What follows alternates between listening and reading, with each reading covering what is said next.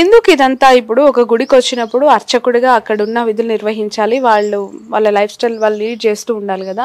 పూర్తిగా అర్చకుడిగా వచ్చిన వ్యక్తి పాగా వేసుకొని గుడిని ఆక్రమించుకొని నా చేతుల్లో పెట్టుకుందామనే అత్యాశకు వెళ్ళారా, లేదంటే ఇందులో వస్తున్న ఆదాయానికి సంబంధించి వాళ్ళు కలలు కంటున్నారా? ఏం జరుగుతుందని మీరు అనుకుంటున్నారు? మళ్ళీ ఆదాయం అయితే వస్తున్నది మేడం దేవాలయానికి, మళ్ళీ అది ఎక్కడ పోతుందో ఎవరికి తెలియదు. వస్తున్నది వాస్తవంగా, మీరు ఎవరు చూసినా కానీ ఇప్పుడు కొబ్బరి ముక్కలైనా కొడతారు కదా మేడం. పెయిడ్ పార్కింగ్ వస్తుంది కదా. పెయిడ్ పార్కింగ్ అంటే మేము బ్యాంకులో డిపాజిట్ చేస్తామని వీళ్ళు అంటున్నారు, కానీ ఆ బుక్కులు పెయిడ్ పార్కింగ్ నుండి చింపే స్లిప్పులు ఎండోమెంట్ డిపార్ట్మెంట్ ఇవ్వాలి మేడం అవి. ఎందుకంటే వాళ్ళు ఎన్ని ఇస్తున్నారు అనేది లెక్క ఉండాలి. ఓకే, లెక్క లేదు, వీళ్ళే ప్రింట్ చేసుకుంటారు, వీళ్ళే బుక్కులు అమ్ముకున్నాక లెక్క ఎట్లుంటది మేడం? ఓకే, ఇప్పుడు బ్యాంకులో వేసే అమౌంట్ కి సంబంధించి ప్రతి నెల ఎంత డిపాజిట్ అవుతుంది అనేది ఏమన్నా మీ దృష్టిలో ఉందా? లేదు మేడం, ఎందుకంటే నేను ఆర్టీహెచ్ యాక్ట్ కింద నేను పెట్టాను మేడం. ఓకే, ఎందుకంటే మన బాలాజీ టెంపుల్ కు ఆన్లైన్ ద్వారా ఎన్ని డబ్బులు జమ అయినాయి నాకు వివరాలు ఇవ్వమని అన్ని బ్యాంకులకు పెట్టాను మేడం నేను. ఓకే, పెడితే వాళ్ళు ఏమన్నారంటే మా నేషనలిస్ట్ బ్యాంకులు మేము ఇక్కడ మీకు ఇన్ఫర్మేషన్ ఇయ్యం, మేము మీరు ఢిల్లీకి పోయి తీసుకోండి అని పెట్టారు మేడం. నేను అందుకే మనం అక్కడ వరకు ఎట్లా పోతామని నేను ఊకున్నా మేడం. మనకు బ్యాంకు వాళ్ళు కూడా మనకు ఇవ్వలేరు మేడం. ఓకే, ఢిల్లీకి వెళ్ళే ప్రయత్నం చేయలేదు మేడం, చేయలేదు. ఓకే, చేయలేదు. రైట్. సో వీసాల దేవుడు అంటుంటారు చిలుకూరు బాలాజీ స్వామిని. మీకు సంబంధించి మీ పూర్వీకులు చెప్పిన విషయాలు ఏంటి? అసలు ఎందుకు ఆ పేరు వచ్చింది, ఎప్పటి నుంచి వచ్చింది? అంటే మేడం ఒకటి మనకు వీసా గార్డ్ అంటారు, బస్సులో కూడా ఇప్పుడు పెడతలేరు, కానీ ముందు ఆర్టీసీ బస్సులకంతా వీసా స్పెషల్ అని బోర్డు పెట్టుకొని వస్తుండే మేడం. వీసా స్పెషల్ అని పెట్టుకొని వస్తుండే. స్వామివారికి ఏంటంటే మేడం మన కోరిక ఏదైనా ఉంటే ముందు 11 ప్రదర్శన చేయాలి, తర్వాత 108 ప్రదర్శన చేయాలి. అంటే మన కోరిక నెరవేరినాక మ్యాక్సిమం రోజు 4 నుండి 5,000 మంది ఉంటారు మేడం. ఓకే, 4 అంటే మనకి ఎట్లా తెలుస్తుంది అంటే 108 స్లిప్లు ఉంటాయి మేడం. ఓకే, అవి సీరియల్ ప్రకారం ఉంటాయి. అట్లా 4 నుండి 5,000 మంది కోరికలు రోజు తీరుతున్నట్టు మేడం. అది 108 అంటే కోరిక నెరవేరిన వాళ్ళే తిరుగుతారు, లేకపోతే తిరగారు మేడం. అది మేడం దేవాలయం. ఓకే, సో రోజుకు 5,000 టోకెన్స్ తీసుకుంటారు. 4 నుండి 5,000 మంది తిరుగుతారు రోజు. ఓ మై గాడ్, చాలా పెద్ద సంఖ్యలో వస్తున్నారు. అవును మేడం, వస్తారు. సో వాళ్ళందరికి వీసాలు వచ్చి వాళ్ళ పర్పస్ వీసా అనేది కాదు మేడం, ఏ కోరిక అయినా. వీసా అంటే వీసాలో చాలా మంది వీసా వస్తుందని వస్తారు, అది కూడా ఒక కారణం ఉంది. కోరికలు నెరవేరిన వాళ్ళు కూడా చాలా మంది ఉన్నారు. అది మేడం. సో ఇక్కడికి వచ్చి 11 ప్రదక్షిణలు చేస్తే ఖచ్చితంగా, అంటే బయటికి దేశానికి వెళ్ళాలనుకునే వాళ్ళకైతే ఖచ్చితంగా 100% మేడం కోరికలు అయితే నెరవేరుతాయి మేడం మన టెంపుల్లో. ఓకే, మీ తాతగారు ఏం చెప్పేవాళ్ళు గుడికి సంబంధించి? అంటే మన ఫోర్ ఫాదర్స్ కదా మేడం, మేము చూడలేము మేడం, ఎందుకంటే 400 years బ్యాక్ అంటే మనకు తెలియదు కదా మేడం. మా పూర్వీకులు చెప్పడం, ఈ కార్యక్రమాలలో వాళ్ళు పాల్గొనడం మేము చూస్తుంటాం కాబట్టి అంటే మన వంశక దేవుడు అనేది మనకు తెలుసు మేడం. గుడి ఏర్పాటు చేసినప్పటి ఫొటోస్ కానీ ఆ ముద్రలు కానీ ఏవైనా నమూనాలు కానీ మీ దగ్గర ఉన్నాయండి ఇప్పటికే? మీ పూర్వీకుల నుంచి? లేదు మేడం, లేదు. గుడి కట్టినప్పుడు ఉన్న ఆనవాళ్ళు ఏవైనా, అసలు అప్పుడు ఎట్లుండే? 400 years ఎడ ఉంటది మేడం, మనకు ఉండవు కదా. Okay, okay. అంటే ఏంటంటే మన పూర్వీకులు చెప్పేది ఏంటంటే దేవుడు ప్రతి బ్రహ్మోత్సవాలకు మన ఇంటికి రావడం, మన ఒక్కరింటికే చిలుకూరులో ఒకరి వచ్చి పూజలు చేసుకొని మళ్ళీ బయలుదేరుతుండే. మళ్ళీ ఇంకోటి ఏంటంటే రథోత్సవం జరిగితే మనల్ని స్పెషల్గా మా ఫ్యామిలీని పిలిచి మీద సన్మానం చేయడం, మరి కళ్యాణోత్సవం జరిగితే మేము పట్టు వస్త్రాలు సమర్పించడం, ఈ కార్యక్రమాలు ఇప్పుడు కూడా ఆనవాయితీ జరుగుతాయి మేడం. ఇక కొంతమంది ఏంటంటే ఊర్లో కూడా అందరు కూర్చొని అరే దేవుడు అనేటువంటి అందరు దేవుడు కదా, మీ ఒక్కరింటికి ఎట్లా వస్తాడు, మా అందరి ఇళ్ళకి రావాలి కదా, దేవుని లోపల తారతమ్యాలు ఉండే కదా అంటే సరే అని ఇప్పుడు ఏంటంటే మేడం వీధిలో గుండా వస్తుంటాడు సాయంత్రం టైంలో, బ్రహ్మోత్సవాల టైంలో అందరు ఊరేగింపుగా వస్తుంటాడు. పట్టువాసాలు సమర్పించి ఆడపిల్లలు స్నానాలు చేసి ముగ్గులు అలికి సాయంత్రం టైంలో ఇంటి ముంగట పట్టు వస్త్రాలు సమర్పించి ఆరతిచ్చి టెంకాయ కొట్టి స్వామివారి ఆశీర్వాదం తీసుకుంటారు మేడం. మా ఊరికి మంచి అదృష్టం మేడం, దేవుడే మన ఇంటి ముంగడికి వస్తున్నట్టు. అది మేడం. ప్రతి సంవత్సరం. సో గర్భగుడికి సంబంధించి లోపలికి అసలు ఎవరిని వెళ్ళనియరా అండి చిలుకూరు బాలాజీ టెంపుల్లో? అయ్యగారులు తప్ప ఎవరు వెళ్ళడానికి? స్వామివారి దగ్గరికి? అవును, అంటే 3 గడపలు 2 గడపలు ఉన్నట్టున్నాయి కదా 3. అంటే గర్భగుడిల కంటే వాళ్ళు పూజ చేసే వాళ్ళే వెళ్తారు మేడం, వేరే వాళ్ళు వెళ్ళడానికి లేదు. మామూలు కొన్ని టెంపుల్స్ లో అంతరాలయం దర్శనం అని ఉంటది, సో ఇక్కడ అలాంటివి లేదు మేడం, లేదు. మన దగ్గర ఓన్లీ పూజ చేసే వాళ్ళు కూడా బ్రాహ్మణ్స్లో కూడా అందరు వెళ్ళారు మేడం. వాళ్ళు ఒక ముగ్గురు నలుగురే స్వామివారికి సేవ చేసేటోళ్ళే వెళ్తారు మేడం, వేరే వాళ్ళని కూడా అలవాడు లేదు, ఎవరికి లేదు అందులో. అది madam. Okay, so coming to the point అండి, చెప్పండి. అసలు మీకు తెలిసిన ఇన్ఫర్మేషన్ ఏంటి? ఎవరు ఈ వీర రాఘవరెడ్డి? అసలు ఈ రామరాజ్యం ఏంటి? ఇంతకుముందు ఎక్కడైనా వీళ్ళు చిలుకూరులో తిరిగారా? మీకు ఏమైనా ఇన్ఫర్మేషన్ ఉందా? మేడం, వీరరాఘవరెడ్డి అనే వ్యక్తిని మొన్న మేము ఫోటోలలో పేపర్లలో చూసినాం తప్ప వీడియోలలో మాకు ముందు ఎప్పుడు తెలియదు మేడం. ఇక్కడ వచ్చి ఘర్షణ చేసి దాడి చేసిన దాకా మాకు కూడా తెలియదు మేడం. అంతే, వీరరాఘవరెడ్డి అంటే ఎవరో కానీ మాకు తెలియదు మేడం అతను. ఓకే, అసలు ఏం జరిగింది అనుకుంటున్నారు? మీకు తెలిసిన ప్రపంచానికి తెలియని విషయాలు ఏంటి? వాస్తవానికి అక్కడ ఒక రూమ్లో ఆయన కింద కూర్చున్నాడు, దండం పెడుతున్నాడు, వీళ్ళు కొంచెం హార్ష్గా మాట్లాడుతున్నారు. చెయ్యి చేసుకున్నారంటే చేసుకోలేదని చెప్పి కొంతమంది అంటున్నారు, లేదు కొట్టారు రంగరాజన్ అని మరికొంతమంది అంటున్నారు. మీకు అసలు ఏం తెలిసినాయి వాస్తవాలు? మేడం, అది జరిగిన సంఘటన తర్వాత స్వామివారు చెప్పారు, తర్వాత అందరికి చెప్పిండు. నాకు కూడా తెలిసి నేను కూడా అడిగినాను మేడం, స్వామి మళ్ళీ మీరు ఒక కొట్టినప్పుడు మాకు చెప్పాలి కదా, మేము పక్కన ఉంటాం కదా, మేము వస్తుంటాం కదా అంటే అతను ఏమన్నాడంటే నేను ఏం చేయాలో నాకు అర్థం కాలేదు కానీ ఒకటి వీడియోలలో ఏముంది మేడం అంటే అతను వీరరాఘవరెడ్డి మీద కూర్చొని స్వామిని కింద కూర్చుని పెట్టిండు, కాలకాడ కూర్చుని పెట్టిండు. నేనేమంటున్నా మేడం, ఎవరైనా మనం దేవుని తర్వాత బ్రాహ్మణుని మనం పూజారిగా మనం గౌరవిస్తాం, అలాంటి తప్పులు ఎవరు చేసినా మేము ఖండిస్తాం మేడం. ఎందుకంటే ఇప్పుడు మేము 16 సంవత్సరాల నుండి 18 సంవత్సరాల నుండి మేము వాళ్ళు కోర్టులో ఫైట్ చేస్తాం మేడం, కోర్టులలో లీగల్గా ఫైట్ చేసుకుంటున్నాం తప్ప మేము ఎన్నడూ ఘర్షణ పడలేదు మేడం. కార్యక్రమాలు కలిసి చేస్తాం, బ్రహ్మోత్సవాలు కానీ వేరే కార్యక్రమాలు కానీ ఏదన్నా మాకు కూడా చెప్తుంటాడు అతను. మేము అందుబాటులో లేకున్నా కానీ ఫోన్ చేసి చెప్తుంటాడు, మల్లారెడ్డి గారు రండి కార్యక్రమం ఉంది అది ఉందని. మేము కలిసే చేస్తాం, ఎప్పుడు గొడవ కూడా పడలేదు మేము. కానీ అతను ఎక్కడికించో వచ్చి అతని స్వామిని కొట్టడము, అట్లా ఆయనను అంటే కింద కూర్చుని పెట్టి వీడి మీద కూర్చుకోవడము, షూ తోటి కాళ్ళకి చెప్పులు షూ పెట్టుకొని ఆయన దగ్గర నిలబడడం. మేము లోపలికి వెళ్తే కూడా చెప్పులున్నా షూ ఉన్నా బయట వదిలిపెట్టిపోతాం మేడం. ఒక దేవాలయానికి నువ్వు చెప్పులు వేసుకొని, ఎందుకంటే స్వామివారి ప్రసాదము కానీ ఇంకేదైనా నైవేద్యాలు వండే ప్రదేశం అది, అక్కడ మనం చెప్పులు వేసుకొని లోపలికి పోం మేడం. మా విలేజ్ వాళ్ళు ఎవరు పోరు అట్లా. మేము ఆయన స్వామివారు ఆడ కూర్చుంటే కూడా, పూజారి గారు ఆడ కూర్చుంటే కూడా కూర్చోంటే కూడా మేము ఆయన పక్కన కూర్చోం మేడం మేము. ఎందుకంటే వాళ్ళు పెద్దోళ్ళు కాబట్టి మనం వాళ్ళు అన్ని వేదాలు చదివిన వాళ్ళు, పూజారులు, దేవునికి సేవ చేసేటోళ్ళు, మనం గౌరవించాలి వాళ్ళని పద్ధతితో మేము ఉంటాం. కానీ దాన్ని కింద కూర్చోబెట్టి మీరు చెప్పులు వేసుకొని షూ వేసుకొని అది పద్ధతి కాదు. మేము తీవ్రంగా దాన్ని ఖండిస్తున్నాం మేడం. అంటే కొట్టిందా లేదా అనేది నాకు కరెక్ట్ తెలియదు మేడం, నా వరకైతే తెలియదు.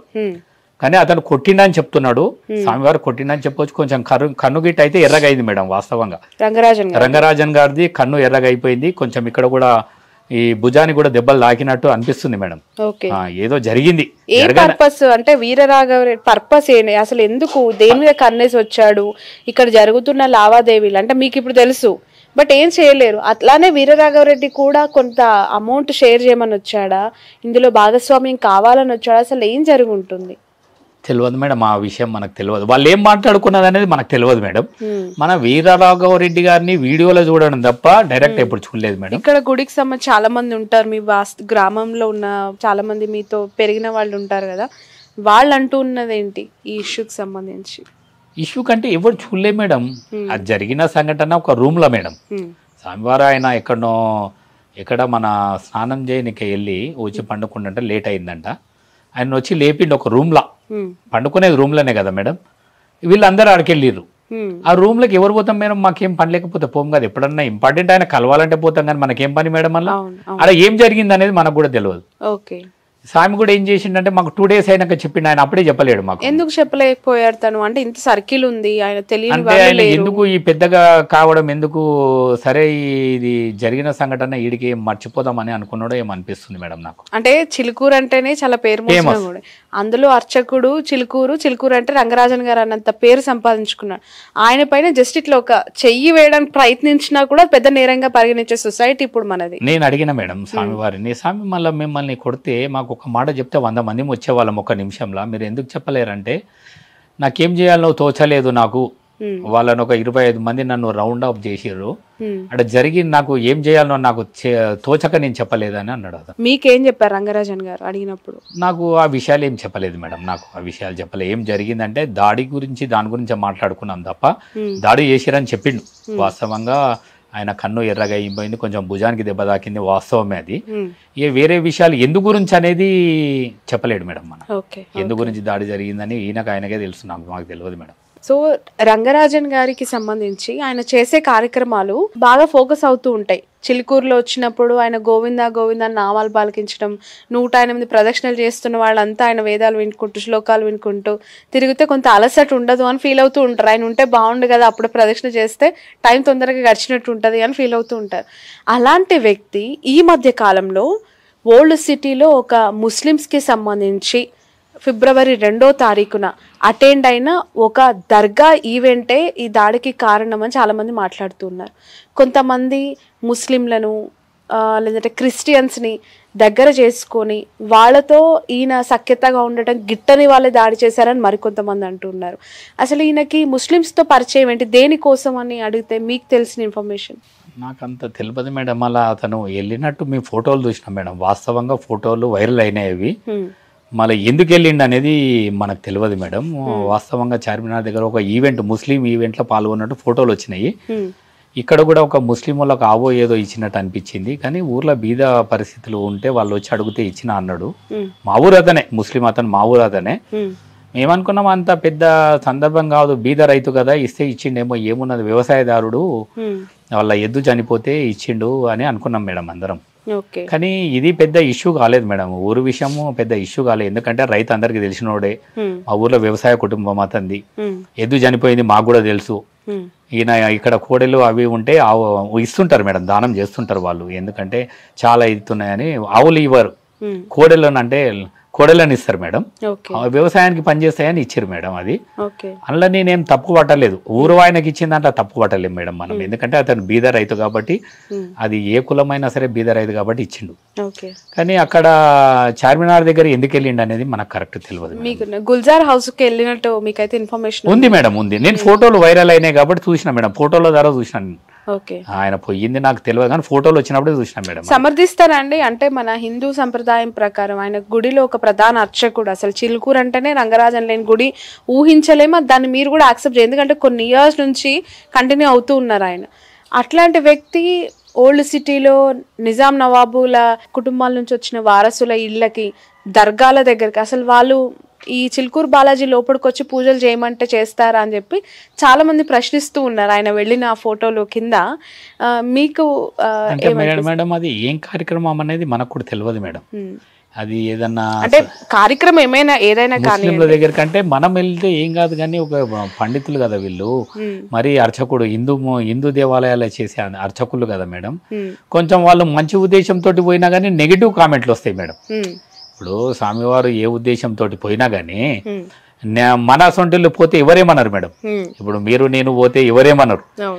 మరి హిందూ దేవాలయాల పూజలు చేసి అర్చకులు పోతే కొంచెం నెగిటివ్ కామెంట్ వస్తాయి మేడం, కంపల్సరీ వస్తాయి. ఎందుకంటే ఇప్పుడు ఆ 2వ తారీఖున ఆయన వెళ్ళొచ్చిన తర్వాతనే ఈ ఫైట్ జరిగింది అనేది చాలా మంది మాట్లాడుతూ ఉన్నారు. ఆ ఫోటోలు కూడా 2వ తారీఖు నుంచి 6వ తారీఖు మధ్యలో ఎక్కడా రాలేదు. వీరరాఘవరెడ్డిని అరెస్ట్ చేసిన తర్వాతే యాక్చువల్గా నేను కూడా అవి ఈ ఇంటర్వ్యూలో పోస్ట్ చేస్తాను. వాళ్ళు ఇచ్చిన చాదర్ని కప్పుకున్నారు, వాళ్ళు ఇచ్చిన తీర్థం తీసుకున్నారు, ఫ్రూట్స్ తీసుకున్నారు అనే అది ఎవరు చూడలే, ఆ ఫోటోలో కూడా లేవు. కానీ అదే ఈ దాడికి కారణమైంది, ఆ రామరాజ్యం వాళ్ళకి నచ్చలేదు అనేది చెప్తూ ఉన్నారు. సో అది మీకేమైనా మీ నోటీస్కి వచ్చిందా అని చెప్పి నేను అడుగుతున్నాను. లేదు మేడం, మళ్ళీ అక్కడ ఏం జరిగింది అనేది, తను ఏం మాట్లాడింది అనేది మనకు తెలియదు మేడం. ఎందుకంటే వీడియోలు గిట్ట లేవు కదా మేడం, ఓన్లీ ఫొటోసే ఉన్నాయి కదా. వెళ్ళడం వాస్తవమే, అక్కడ ఫోటోలు కనిపించినవి వాస్తవమే తప్ప అక్కడ ఏం మాట్లాడింది అనేది మనకు తెలియదు మేడం. వాళ్ళ దగ్గర నిజాం వంశకుల దగ్గర ఏం మాట్లాడింది అనేది మనకు తెలియదు అతను. అది మేడం. ఓకే, ఇప్పుడు మీ పిల్లలు ఉంటారు, మీ ఇప్పుడు ఈ జనరేషన్ లో ఉన్న వాళ్ళు ఉంటారు, వాళ్ళు అడుగుతారు ఎప్పుడైనా చిలుకూరు గుడి అంటే మన తాత ముత్తాతలు కట్టింది కదా, మనకి ఎందుకు ప్రయారిటీ లేదు టెంపుల్లో, వేరే గుడిలో ధర్మకర్తలు అంతా హ్యాపీగా అన్నిట్లలో చాలా మంచిగా ఇన్వాల్వ్ అవుతూ ఉన్నారు అని చెప్పి. అంటే మేడం మేము ఓన్లీ బ్రహ్మోత్సవాలు అంటే రోజు పోతుంటాం గుడికి, కానీ మా ప్రాధాన్యత మాకు ఇస్తారు మేడం. ఇస్తారంటే గర్భగుడి దర్శనం ఉంటుంది మాకు. ఓకే, మేమున్నా లేకున్నా మా ఫ్యామిలీస్ వస్తే కూడా వాళ్ళు కొంచెం గౌరవిస్తారు మేడం, అందులో తేడా ఏం లేదు. కానీ మరి ఏంటంటే ఆ కార్యక్రమాలు ఏమన్నా అంటే పెద్ద కార్యక్రమాలు చేసినా మమ్మల్ని అడిగి డిసిషన్ ఏం తీసుకోరు వాళ్ళు. వాళ్ళు చేస్తుంటారు, వాళ్ళే చేస్తుంటారు. ఇంకా అసలు దేవాలయం అనేది గుణాల మాధవరెడ్డి కట్టించిన వాళ్ళు కదా మేడం. ఫౌండర్ ఫ్యామిలీకి ప్రతి ఒక్కటి చెప్పాలి, కానీ కొన్ని కార్యక్రమాలు చెప్తుంటారు, కొన్ని చెప్పకుండా చేస్తుంటారు మేడం, అంతే. Okay, right. యాక్చువల్గా ధర్మకర్తలు అని అంటే వాస్తవానికి ఎక్కడైనా మనకున్న ఆస్తులు దారాలంగా ఇచ్చేయటము, ఒక సేవ చేయటము అనేది అనుకుంటూ ఉంటాం. మీరు ప్రమాణ స్వీకారం కాకుండా ఎండోమెంట్ ఇప్పటికీ నిర్లక్ష్యం చేస్తుంది, కానివ్వట్లేదు అని అంటున్నారు కదా. మీరు ధర్మకర్తలుగా ఏం ఎక్స్పెక్ట్ చేస్తూ ఉన్నారు? అంటే మీరు ఎలాంటి రోల్లో ఉండాలని మీరు ఊహిస్తున్నారు, అనుకుంటూ ఉన్నారు? పోనీ మేడం, ఇప్పుడు తెలంగాణలో ధర్మకర్తలు ఎండోమెంట్ టెంపుల్లో ఇచ్చే పిఆర్టీ ఏముంటుంది ధర్మకర్తలకు, మాకు కూడా అదే కావాలని మాకుంది మేడం. మేము కూడా స్వామివారి సేవ చేయాలని మాకు కూడా ఆశ ఉంది మేడం. ఎందుకంటే మా పూర్వీకులు కట్టించిన టెంపుల్ కదా, మేము కూడా ప్రతి విషయంలో భాగస్వామ్యం అయ్యి, అంటే మనం ముందుండి నడిపిస్తే మనకు కూడా దేవుని సేవ చేసినట్టు ఉంటుంది కదా మేడం. అందుగురించి అని మాకు కూడా ఏంటంటే మాకు ఇచ్చే గౌరవం మాకు ఇవ్వండి, మాకు వాళ్ళు వర్చకులకు ఉండేది వాళ్ళకు ఉండని, ఈ దేవాలయాలకు తెలంగాణ దేవాలయాలకు ధర్మకర్తలకు ఉండే సదుపాయాలంటే సేవా కార్యక్రమాలు, కానీ ముందుండి నడిపించే కార్యక్రమాలు. ఎండోమెంట్ ద్వారా మనకిచ్చే అంటే మనకు సంక్రమించేటి దాన్ని అన్ని కావాలంటే అంటే ఆస్తులని అంటలేదు మేడం నేను, పిఆర్టీ ధర్మకర్తలకు ఏమేమి పిఆర్టీ ఉంటుందో మాకు కూడా అది ఉంటే బాగుంటుందని. రంగరాజన్ గారు, చిలుకూరు బాలాజీ స్వామి చిలుకూరు దేవస్థానంలో మీకు తెలిసినంత వరకు సేవ చేస్తున్నాడని భావిస్తున్నారా? సేవ ముసుగులో వ్యాపారం చేస్తున్నారని అనుకుంటున్నారా? Straight question. అంటే అందులో వ్యాపారం అంటే మేడం వాళ్ళు వాక్ బుక్లు అమ్ముకోవడం, 5 రూపాయలు ఒకటి, 20 రూపాయలు ఒకటి, మళ్ళా ఇంకోటి ఏంటంటే గోశాల అని, టెంపుల్ రన్ కావడానికి అని, ఇవన్నీ కార్యక్రమాలు డబ్బులు వసూలు అయితే కార్యక్రమం జరుగుతుంది మేడం. ఓకే, సాక్ష్యాలు ఉన్నాయా మీ దగ్గర ఇవి చూపించడానికి? ఇంత లక్షలు డబ్బు దీని వెనక వస్తుంది, ఆ లెక్క ఎక్కడికి పోతుందో నా దగ్గర ఇవి సాక్ష్యాలు ఇదిగోండి అని చెప్పి క్యూబ్ టీవీకి ఏమైనా చూపించే ఆస్కారం ఉంది? లేదు మేడం, ఎందుకంటే మనకు చూపించారు కదా మేడం. ఇప్పుడు ఏ ఉసుళ్ళు అయినా కానీ తీసుకుపోయి ఇంట్లోనో ఎక్కడ పెట్టుకున్నాక ఎట్లా తెలుస్తుంది మేడం? సాక్ష్యాలు ఎట్లా తెలుస్తుంది? ఉన్నాయి ఏదన్నా ఉంటే ఫోటోలు తీయడమే. ఆడ వాక్ బుక్లు ఒక దగ్గర ఉంటాయి, ఏమనంటే బుక్కులు అమ్మిన డబ్బులు అంటారు. సాక్ష్యాలు ఏముంటాయి మేడం? మన ఇంట్లో డబ్బులు మేడం, నేను ఏమంటున్నా, మీరు 1 లక్ష రూపాయలు మీ దగ్గర ఉంటాయి, మీరు బ్యాగుల్లో ఇంట్లోనో దాచిపెట్టుకుంటారు, మీ దగ్గర ఉన్న సాక్ష్యం ఎట్లుంటది? డబ్బు అన్నప్పుడే భద్రత పెట్టుకుంటారు కదా, మనకేం సాక్ష్యం ఉంటుంది మేడం డబ్బులు?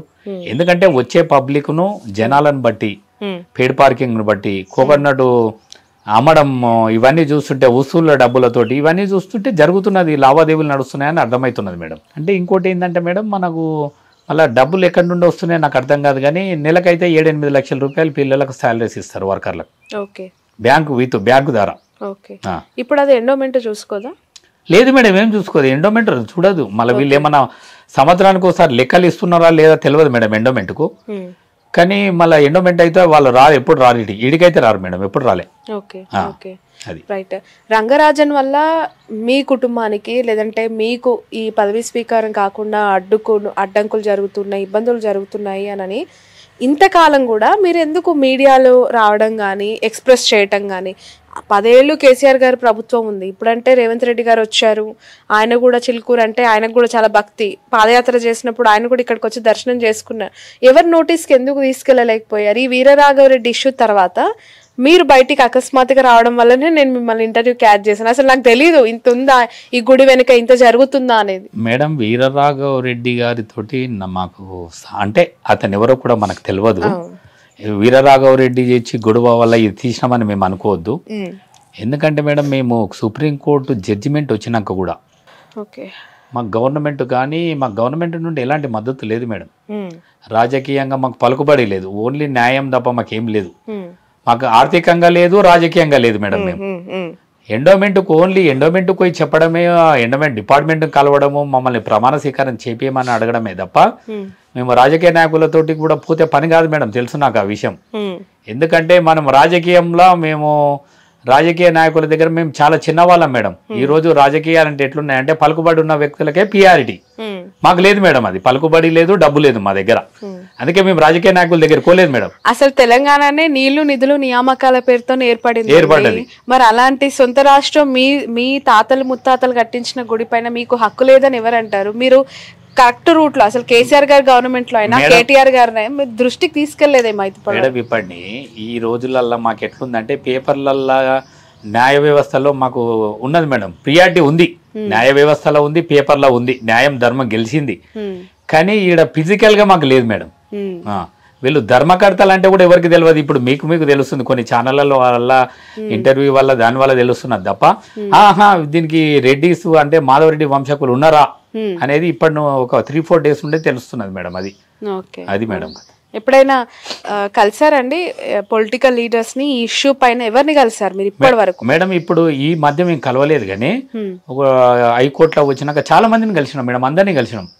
టీఆర్ఎస్ గవర్నమెంట్ అంటే కేసీఆర్ ను కలవడానికి మాకు టైం ఇవ్వలేరు, కానీ ఇక వేరే వాళ్ళని అప్పుడు మినిస్టర్లను జేసీ దివాకర్ రెడ్డి ఉన్నప్పుడు వాళ్ళు ఉన్నప్పుడు ఇలా కలిసినాం మేడం, చాలా మందిని కలిసినాం.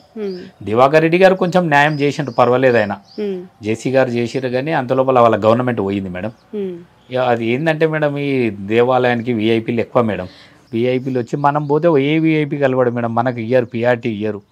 ఎందుకంటే ఇక్కడ అంతా అంటే వాళ్ళ ప్రాధాన్యత ఎక్కువ ఉన్నది, మేము తెలియదు అట్లా మేడం. మేమేమనుకున్నాం మేడం అంటే ఇన్ని రోజుల నుండి 18 సంవత్సరాల నుండి కొట్లాడుతున్నాం కదా, సరే న్యాయంగానే పోదాం మనం, ఈ దౌర్జన్యాలు ఇవన్నీ వద్దు, మన కోర్టు ద్వారా డిసిషన్ రాని వాళ్ళనే ఓపికతోటి ఉంటున్నాం మేడం. మేము ఒక రెస్పెక్ట్ కోరుకుంటున్నారు, ఒక బాధ్యతను కోరుకుంటున్నారు, గుడిలో భాగస్వామ్యం కావాలనుకుంటున్నారు. ఎందులో భాగస్వామ్యంగా ఉండాలనుకుంటున్నారు? అసలు అల్టిమేట్ మీరు దేనికోసం ఈ ఫైట్? మేడం మాకు తెలంగాణ దేవాలయ ధర్మాలయ చట్టం ప్రకారం ధర్మకర్తలకు ఏ విధంగా వచ్చే వారసత్వం అనుకోండి మేడం, అలాంటివి కల్పించుకుంటూ దేవాలయాన్ని అభివృద్ధి చేయాలనే ఆశ బాగుంది మేడం. ఎందుకంటే నేను కేరళ అక్కడిక్కడ వెళ్తుంటే ఎంత బ్రహ్మాండమైన దేవాలయాలు మేడం. మా దేవాలయంలో ఇంత ప్రసాదం బెటర్ మేడం, దేవుని ప్రసాదం. ఇప్పుడు మీరు నేను ఎక్కడైనా టెంపుల్ పోతాం మేడం, మన ఫ్రెండ్స్ ఏమంటారు, ఏం తెచ్చినవారు ఆ టెంపుల్కి అని అడుగుతారు. మన ప్రసాదమే కదా మేడం. మా దగ్గర ప్రసాదం లేదు, తాగడానికి నీళ్లు లేవు, మనకు వాష్రూములు లేవు, ఉండడానికి షెడ్లు లేవు, వర్షం వచ్చినా ఎండ వచ్చినా సదుపాయాలు లేవడ, టెంపుల్కు సెక్యూరిటీ లేదు. నేనేమనుకుంటున్నాను మేడం, అందరినీ కలుపుకొని ఇప్పుడు ఏది దేవాలయం అయినా ఎవరు ఏమైనా మేము చైర్మన్ అయినా ఎవరైనా అర్చకులు అయితే వాళ్ళే ఉంటారు కదా మేడం, వాళ్ళని కలుపుకొనే మేము వాళ్ళని పొమ్మని మేము అంటలేదు, కలుపుకొని అందరం కలిసి గ్రామస్తులను కొంతమందిని కలుపుకొని దేవాలయాన్ని అభివృద్ధి చేసి మన చిలుకూరు పేరు ప్రతిష్టలు అట్లనే ఉండడానికి కృషి చేస్తామని అనుకుంటున్నాం మేము. అసలు చిలుకూరు దేవుడు అంటేనే వీసాల దేవుడు, అందరి కోరికలు తీర్చే దేవుడు అని అంటారు. మరి అసలు గుడిని ఏర్పాటు చేసిన మాధవరెడ్డి వంశీలనే దేవుడు చూడట్లేదా? వాళ్ళ కోరికలు తీర్చట్లేదా దేవుడు? మేడం దేవుని అనుగ్రహం మా మీద ఉన్నందుకే మేము సుప్రీంకోర్టు దాకా కేసు గెలిచినాం మేడం. మేము చేసింది ఏం లేదు, న్యాయ వ్యవస్థ దేవుడు. మాకు ఆర్థిక బలం అంగబలం లేదు, అర్థబలం లేదు మేడం. మాకు ఓన్లీ న్యాయం ధర్మమే ఉన్నది, అందుకే మేము ఇది గెలిచినాము, ఈ పొజిషన్కి వచ్చినాం మేడం. ఇప్పుడిప్పుడే మాకు గుర్తింపు అనేది కూడా వస్తున్నది మేడం. అది మేడం. ఓకే, మీ గెలిపే దేవుడు గెలుపు అంతే మేడం. దేవుడు గెలుపు, న్యాయ వ్యవస్థ గెలుపు, రెండు ఉన్నాయి. మా దగ్గర పలుకుబడి లేదు, డబ్బు లేదు మేడం. అది మేడం. అది ఓకే. ఓకే, టెంపుల్ కి సంబంధించి ఒకవేళ పునర్నిర్మించాలన్నది ఒక హెరిటేజ్ కైండ్ ఆఫ్ స్ట్రక్చర్గా కొన్ని గుర్తింపబడతాయి కదా, వాటిని కూల్చడానికి వీలు లేదు అట్లా చెప్తూ ఉంటారు. 400 ఏళ్ల క్రితం గుడి అన్నప్పుడు అంత ఈజీగా జరుగుతుందంటారా? అంటే కూల్చకుండా చేయొచ్చు కదా మేడం, పెద్దగా స్థలం ఉంది కదా, బయట స్థలం చాలా ఉంది కదా, దేవాలయానికి కూల్చాలని ఏం లేదు, కూల్చకుండా అట్లనే ఉంచి కూడా పెద్దగా చేయొచ్చు మేడం. టెంపుల్ ఏర్పాటు చేయొచ్చు. ఇప్పుడు యాదగిరి గుట్టనంటే కొంచెం ఆ గోడలు అవి ఇవి తీసేసింది, కానీ ఇక్కడ అవన్నీ తీయకుండా ఎక్స్ట్రీట్ గా 400 years ఉన్న టెంపుల్ అట్లనే ఉంచి పక్క నుండి కూడా చేయొచ్చు. అంత పెద్ద యాదగిరి గుట్టను డెవలప్ చేసిన కేసీఆర్ గారు అసలు చిలుకూరు గుడిని ఎందుకు పట్టించుకోలేదు? మీరు అడగాలి మేడం ఆ క్వశ్చన్. రాజకీయ నాయకులను మేడం, ఎండోమెంట్ డిపార్ట్మెంట్ను, ఎండోమెంట్ మినిస్టర్ గారిని, సీఎం గారిని క్వశ్చన్ మీద వేయాలి. మన తెలంగాణ తిరుపతి అనేది 2వ తిరుపతి, అదేమో రాయలసీమ తిరుపతి, ఆంధ్ర తిరుపతి కదా మేడం. తెలంగాణ తిరుపతిని నిర్లక్ష్యం చేసిన గవర్నమెంట్లు మళ్ళీ ఎందుకు చేస్తున్నారు వాళ్ళకే తెలియాలి. ఏ గవర్నమెంట్ వచ్చినా, ఈ యొక్క కాంగ్రెస్ గవర్నమెంట్ అంటలేదు మేడం నేను, టీఆర్ఎస్ గవర్నమెంట్ అయినా సరే, ఇదైనా సరే, Congress government, Telugu Desam party government అయినా, ఏదైనా మా దేవాలయం నిర్లక్ష్యానికి గురైంది మేడం, గవర్నమెంట్ తరపున నేను అంటే. బాధ్యతలన్నీ మీకు వచ్చిన తర్వాత, భాగస్వామ్యం అయిన తర్వాత మొదటి మార్పు రంగరాజన్ గారి బదిలీ ఉండబోతుందా? అట్లానే ఏమనుకో మేడం. అట్లా ఎందుకంటే ఇప్పటివరకు ట్రాన్స్ఫర్ అవ్వలేదు అంటే అది మన చేతుల పని కాదు కదా మేడం, డిపార్ట్మెంట్ చూసుకుంటది, మన చేతుల పని కాదు కదా ఆయన ట్రాన్స్ఫర్ అనేది. ఆ డిపార్ట్మెంట్ ఎండోమెంట్ ఉంది కాబట్టి వాళ్ళు ఉంటాడు మంచిగానే పూజారి వాళ్ళది ఏంటంటే మేడం వాళ్ళ కర్తవ్యం పూజలు చేయడమే కదా, ఇంకా వేరేదేముంటది మేడం వాళ్ళ పూజ చేసే బాధ్యత వాళ్ళది, చేయాల్సింది. ఇప్పుడు పూజ ఒకటే కాదు ఇంకేవో చేస్తున్నాడు అనేగా మీ బాధ. చూద్దాం మేడం అప్పటికి ఎట్లుంటుందో ఇవన్నీ కార్యక్రమాలు అయితే, కానీ తర్వాత ఆలోచన చేద్దాం. అట్లాంటిది ఏం లేదు మాకు, ఆయన ట్రాన్స్ఫర్ చేయాలని మన చేతుల పని కాదు. బేసికలీ రంగరాజన్ గారు ఎప్పుడు చూడు వేదాలు శ్లోకాలు లేదంటే మన హైందవ ధర్మానికి సంబంధించి చాలా మాట్లాడుతుంటారు కదా. హౌ ఈజ్ రంగరాజన్ అంటే ఆయన ఎట్లా ఉంటారు, రంగరాజన్ గారి నేచర్ యాటిట్యూడ్ ఎట్లా ఉంటది, ఆయన సాఫ్టా అగ్రెసివా? ఫ్రీగానే ఉంటాడు మేడం, మంచిగానే ఉంటాడు, అందరితో కలిసి ఉంటాడు, కానీ కొంచెం కోపం కూడా ఎక్కువ, అప్పుడప్పుడు కోపం కూడా ఉంటాడు మేడం. ఆయన కొంచెం వాళ్ళు ఎవరైనా భక్తులు లేనకపోతే కొంచెం ఒక్కోసారి కోపడుతుంటాడు, కానీ మంచి వ్యక్తి అయితే మంచోడే మేడం. పూజ కాడ కానీ ఒక సిస్టమేటిక్ గా కరెక్ట్ ఉంటాడు, సిస్టే ఉంటాడు, మంచోడే, మంచి వ్యక్తి మంచోడే మేడం. అంత చదువుకున్న వ్యక్తి అర్చకంలో ఉండడం అనేది చాలా గొప్ప విషయం మేడం. అది ఆయనను గౌరవిస్తాం మేడం. ఎందుకంటే ఆయన ఒక 15 సంవత్సరాల కిందన మంచి పొజిషన్లోనే ఉండే మేడం ఉద్యోగంలో. ఓన్లీ దేవునికి సేవ చేయాలనే ఉద్దేశంతో రాజీనామా చేసి వచ్చేసిండు ఆయన. దేవునికి సేవ కార్యక్రమాల్లో మంచిగానే ఉంటది మేడం, ఆ విషయంలో ఏం లేదు. అది మేడం మంచోడే. ఈ ఊరి వాళ్ళు ఎప్పుడు అనలేదా, తెలంగాణలో చాలా మంది అర్చకులు ఉన్నారు కదా, ఎక్కడో తమిళనాడు నుంచి హోబిలం నుంచి వచ్చిన ఈ అయ్యగారులు ఈ గుడిలో ఎందుకు అని చెప్పి ఎప్పుడు ప్రశ్న తలెత్తలేదా ఇక్కడ? అంటే మేడం వాళ్ళు వచ్చింది ఇప్పుడు కాదు కదా, ఇప్పుడు నిన్న మొన్న వచ్చింటేనేమో ఎవరైనా క్వశ్చన్ వేస్తారు మేడం. వాళ్ళు 200-300 సంవత్సరాల కింద వచ్చినప్పుడు అంటే మన తెలంగాణ వ్యక్తి అని గుర్తిస్తాం కదా మేడం, మనం తమిళనాడు ఎట్లా అంటాము, అంతే కదా. ఇప్పుడు నిన్న మొన్న ఒక 10-20 సంవత్సరాల కింద ఉంటేనేమో మీరు తమిళ్ అంటాము, ఏదో అంటాం. ఇప్పుడు 300 years వాళ్ళ పూర్వీకులు వచ్చినప్పుడు మన వ్యక్తే కదా, మనం వేరే వాళ్ళని ఎట్లా అంటాం మేడం? మనం సేవలకు సంబంధించి సబితారెడ్డి గారు చాలా స్పెషల్ కేర్ తీసుకుంటారు కదా, గుడికి సంబంధించి ఆమె ఇన్వాల్వ్ అయ్యారు అంటే? ఆమె మినిస్టర్ ఉన్నప్పుడు పర్వాలేదు మేడం, బాగానే చేసేది, కానీ ఇప్పుడు మన ఎమ్మెల్యే కాదు కదా మేడం, ఆమె మహేశ్వరం. కానీ ఆమె అప్పటి నుండి కొంచెం మహేశ్వరం అక్కడనే చూసుకుంటుంది మేడం, ఇక్కడ పెద్ద పట్టించుకోలేదు ఆమె. దేవుడు అంటే భయం కదా మేడం అందరికి. ఇప్పుడు వాళ్ళని ఏమన్నా అంటే దేవుడు ఏందో అది అన్నట్టు భయపడుతుంటారు. అది. థ్యాంక్ యూ సో మచ్ అండి. Thank you madam. Thank you so much Mallareddy గారు. మీరు కోరుకున్న విధంగా, మీరు ఉండాలనుకుంటున్న విధంగా మీకు తీర్పు వచ్చింది. అలాగే మీ సేవలు కూడా స్వామివారు తీసుకోవాలి, మీరు రెడీగా ఉన్నారు. ఉన్నాం మేడం. ఇంకా ఒక ఆయన పిలిపే ఆలస్యం అనుకుంటున్నాను. అంతే మేడం, అంతే. మేము కూడా రెడీ ఉన్నాం మేడం, దేవునికి సేవ చేసే. ఇప్పుడు నేను ఏమంటున్నా మేడం, మీరు వస్తే గర్భగుడిలోకి రానియరు, నేను పోతా అంటే నాకు దేవుడు ఇచ్చిన ఒక వరమే అనుకుంటా మేడం. అది అంతకంటే ఎక్కువ ఏం కావాలి మేడం నాకు, అంతే కదా. మా ఫ్యామిలీ అందరం పోతాము, ఎంతమంది ఉన్నా మేము డైరెక్ట్ పోతాము. ఏదైనా కార్యక్రమాలు ఉంటే స్పెషల్గా ఇన్విటేషన్ ఉంటుంది, చాలు మేడం. అంతకంటే ఎక్కువ ఏం చేసుకుంటాం మనం, అంతకంటే ఎక్కువ భగవంతుని కూడా. ఇప్పుడు హుండీ లేదు గర్భగుడిలో, వచ్చిన వాళ్ళు డబ్బులు ఏమైనా అంటే ఆ పక్కనున్న హుండీలో వేస్తున్నారని మీరు అంటున్నారు. ఒకవేళ స్వామివారికి కళ్ళు కావచ్చు, కంకణాలు కావచ్చు, లేదంటే ఏమైనా హారాలు, ఇప్పుడు స్వామివార్లకు చాలా అసలు వెంకటేశ్వర స్వామి అంటే అలంకార ప్రియుడు కదా, ఇక్కడ అలాంటి డైమండ్స్ కానీ గోల్డ్ కానీ సిల్వర్ కానీ వచ్చినవి ఎక్కడికి వెళ్తూ ఉంటాయి, అవి ఎవరికి సబ్మిట్ చేస్తూ ఉంటారు మేడం? అది నాకు పర్టికులర్గా దాని గురించి ఏం తెలియదు మేడం. స్వామివారికి కొన్ని ఆరాలు అవుతున్నాయి, కానీ అవి చాలా రోజులు అట్లు కనిపిస్తున్నాయి. మళ్ళీ కొత్తవి ఎవరైనా ఇచ్చిరా లేదా అనేది మనకు కరెక్ట్ తెలియదు మేడం. వాటికి సంబంధించి లెక్క అసలు ఎవరు లెక్కలంటే వాళ్ళ దగ్గరనే మేడం, మనకు అంతే దాని గురించి తెలియదు. కొన్ని లెక్కలు అయితే ఉన్నాయి మేడం, స్వామివారికి ఏమేమి ఆరాలు ఉన్నాయి, ఏమేమి ఉన్నాయని కొన్ని లెక్కలు ఉన్నాయి. మళ్ళీ అన్ని ఉన్నాయా లేదా అనేది మనకు కూడా తెలియదు, కరెక్ట్ తెలియదు మేడం. ఇంకోటి ఉండి గురించి అంటున్నారు కదా, ఇది 2004 సంవత్సరం దాకా ఇక్కడ ఉండే అవును, తర్వాత తీసేశారు. ఎందుకంటే మేడం ఉంటే నా ఎందుకు తీసేయాలి మేడం? ఎందుకంటే మీ ఇష్టం ఉంటేనే మీరు 10 రూపాయలు 100 రూపాయలు ఉండిలు వేస్తారు మేడం, అంతే. మీ జేబులకించి గుంజి ఆ ఉండిలు వేయరు కదా మేడం. ఇప్పుడు ఇంకోటి మేడం, నాకు 1 కోటి రూపాయలు వచ్చినాయంటే నీకు 10 లక్షలు వేస్తా స్వామి అని మొక్కుతాడు, 1 కోటి రూపాయలు వస్తాయి. 10 లక్షలు వేసిండు అనుకో, మీకేమన్నా ప్రాబ్లం ఉందా? దేవాలయం డెవలప్మెంట్కి ఉపయోగిస్తాం కదా మేడం ఆ డబ్బులు. మళ్ళీ ఉండి తీసేయడం ఎందుకు? అది ఎందుకు తీసేశారు అనుకుంటున్నారు? ఉంటే ఎండోమెంట్ లెక్కలు చూస్తాడు, దేవాలయం ఏకెళ్ళిపోతుంది మేడం. ఇంకో చిన్న లాజిక్ మీరు చూడండి, దేవాలయం గోడ మీద 3-4 బ్యాంక్ అకౌంట్ల నెంబర్లు ఉంటాయి. ఆన్లైన్ రూపంలో భక్తులు 100 రూపాయలు తగ్గకుండా ఆన్లైన్ రూపంలో వేయాలి మేడం. నేను ఏమంటున్నా, భక్తుడు అనేటోడు 100 వేయడు, 5 రూపాయలే వేస్తాడు మేడం. నువ్వెందుకు వద్దంటావు? 100 రూపాయలు తగ్గకుండా ఎందుకు రాసి పెడతావు? నేను 5 రూపాయలే వేస్తాను మేడం, నా దగ్గర లేవు, నేను 5 రూపాయలే 10 రూపాయలే వేస్తాను, నేను 100 రూపాయలు తక్కువ. ఇంకోటి మేడం, ఎవడన్నా కానుకలు వేయాలంటే దేవుని ముంగటనే వేస్తే మనకు తృప్తి అనిపిస్తుంది. అవును, బ్యాంకుకు ఎవడన్నా వేస్తాడా మేడం కానుకలు? ఏంటిది అది? అంటే ఈయన ఆన్లైన్ దేవుడు, వీసాల దేవుడు కదా, అక్కడ నుంచి ఏమైనా సమర్పిస్తున్నారు? లే మేడం, అది ఇప్పుడు దేవుని ముంగట ఉంటే మన భక్తి ఉంటే మనం వేస్తాం, లేకపోతే వేయం. అవునవును. కానీ నీకు బ్యాంకులో దేవుని ముంగట వేస్తే మనకు తృప్తి అనేది ఉంటది. కానీ ఎక్కడ నుండి ఆన్లైన్ లో పోయి బ్యాంకులోకి 100 రూపాయలు ఏమంటే బ్యాంకుకి ఎందుకు పోతావు? దేవుని ముంగట వేయాలి కదా. అవునా? మళ్ళీ ఇది ఉండి కదా మేడం, ఆన్లైన్ రూపంలో వచ్చింది ఉండి కదా. గవర్నమెంట్ అది కూడా పట్టించుకుంటలేదు. మళ్ళీ ఎన్ని డబ్బులు అయినాయి ఆ బ్యాంకులలో ఏమున్నది? ఏం లేదు మేడం. మేము కూడా పొట్టుకు వివరాలు ఎంత ఉన్నదని అడుగుమని చెప్పినాం మేడం. డబ్బులు ఇంకా కాలేదు మేడం, అవుతున్నది. రైట్, థ్యాంక్ యూ అండి మల్లారెడ్డి గారు.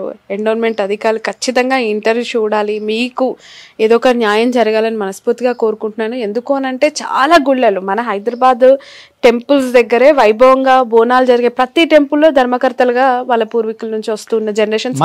మైనస్ అది ఒకటే ఉంది మేడం, ఆంధ్రప్రదేశ్ లో ప్రతి దేవాలయానికి ధర్మకర్తలకు అంత ప్రిఫరెన్స్ ఉంది, కానీ చిలుకూరులో లేదు. చిలుకూరులో పూజారులకు ఉన్నంత ప్రిఫరెన్స్ మాకు లేదు. ఆధిపత్యం అంతా వాళ్ళదే మేడం, పూజారులే ఆధిపత్యం. మేము ఏంటంటే మేడం, సఖ్యంగా ఉండి గొడవలు పంచాది వద్దు, దేవుని పేరు మన చిలుకూరు పేరు ఖరాబ్ అయింది. చిలుకూరు అంటేనే ప్రపంచ స్థాయి గుర్తింపు పెట్టిన టెంపుల్.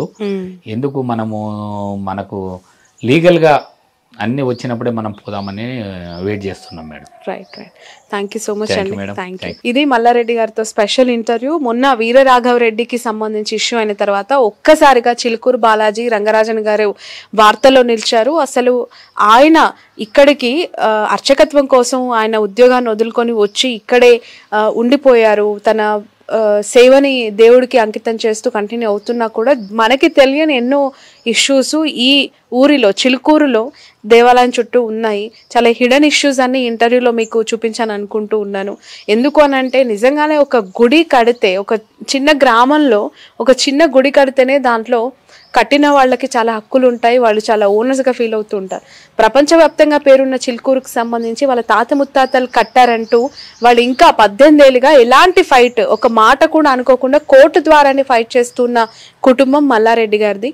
సో చూద్దాం అధికారులు, ప్రభుత్వం లేదంటే కోర్టు నుంచి ఎలా తీర్పులు ఉండబోతున్నాయి, ఎలా న్యాయం చేయబోతున్నారు అనేది. That's all.